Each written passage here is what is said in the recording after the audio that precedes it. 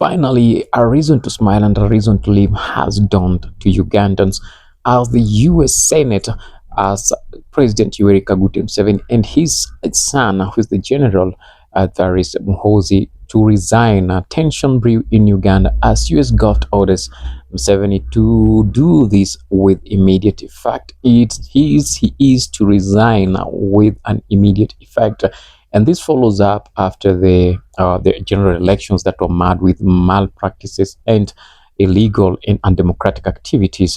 And this is what they have to say. It's in the United States, a senator has called the sanctions against General Muhoozi and Uganda's chief of defense forces, triggering fresh political shockwaves in Kampala. The demand came amid rising international outrage over alleged violence linked to Uganda's 2026 general elections.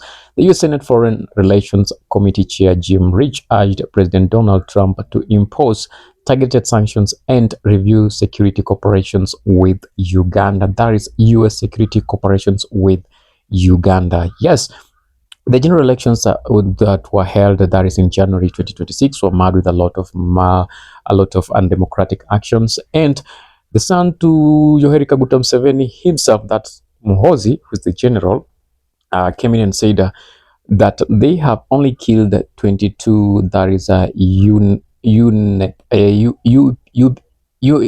NUP, yes, 20 NUP food soldiers, and he wishes that Bobby Wine should be among those people that were killed. And if he finds Bobby Wine, he said he will kill him and will start with his balls.